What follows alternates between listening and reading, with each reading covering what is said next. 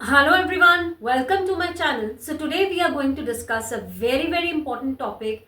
What is GBS? As we all know, there is an outbreak of GBS in Pune right now.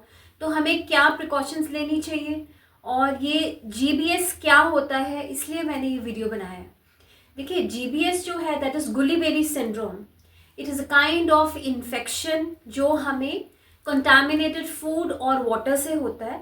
But ये एक तरह की bacterial infection है जो पहले कंटामिनेटेड फूड से या गंदे पानी से या गंदे खाने से होती है. और ये एक तरह से कोलाई हो सकता है या कंपाइलोबैक्टर जेजुनी हो सकता है. बट ये एक तरह से सबसे पहले इसके सिम्टम्स होते हैं डायरिया के साथ साथ इनडाइजेशन, वॉमिटिंग, नोजिया. और मेन सिम्टम्स तो डायरिया से ही स्टार्ट होता है. और ये एक तरह से हमारी इम्यून सिस्टम को अफेक्ट करता है. और ये इम्यून सिस्टम ही एक तरह की एंटीबॉडीज बनाता है जो हमारी बॉडी की पेरिफेरल नर्व्स को अफेक्ट करना शुरू कर देता है. तो इसके खासकर सिम्टम्स क्या होते हैं जब किसी को इन्फेक्शन होती है कोलाई से, या एक तरह से उनमें सिम्टम्स डेवलप होने शुरू हो जाते हैं गुली बेरी सिंड्रोम के. तो उसमें सबसे पहले उनकी जो पेरिफेरल नर्व्स है वो लोअर एक्सट्रीमिटी की इफेक्ट हो सकती हैं. तो खासकर देखा गया है जैसे चलने में दिक्कत आती है क्योंकि जो पेरिफेरल नर्व्स हैं वो एक तरह से वीक हो जाती हैं. टिंगलिंग सेंसेशन होगी लेग्स में, पैरों से चलना मुश्किल हो जाता है, लेग्स में बहुत फटीक होता है, वीकनेस हो सकती है. इसी तरह से चेयर पे बैठ के उठना मुश्किल है, चलना मुश्किल है, जनरलाइज्ड वीकनेस बहुत ज़्यादा हो जाती है. और ये अपर एक्सट्रीमिटी, लोअर एक्सट्रीमिटी और चेस्ट मसल्स को वीक कर देता है. और ये 3 लेवल के जो नर्व्स हैं, पेरिफेरल नर्व्स हैं, ये 3 एरियाज अफेक्ट हो सकते हैं हमारी बॉडी में.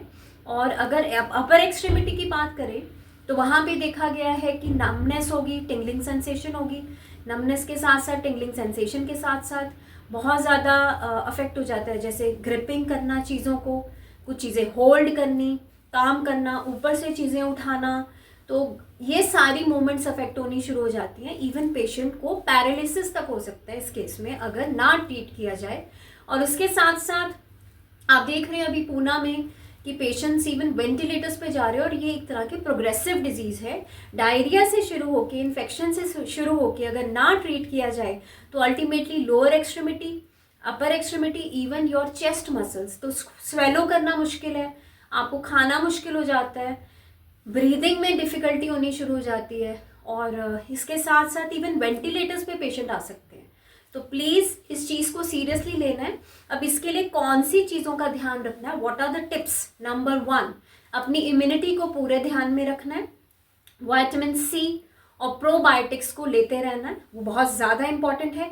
उसके साथ साथ इससे बचने के लिए बहुत इम्पॉर्टेंट है बाहर का खाना बिल्कुल मत खाएं. अगर खाना है तो उसमें खास कर ध्यान रखना है ऐसी चीज़ें जिनका लाइफ शेल बहुत ज़्यादा होता है उसको नहीं खाना है. पनीर है, चीज़ है, ऐसी चीज़ें थोड़ी सी अवॉइड करनी है. चिकन है, इसको अवॉइड करना है बाहर का.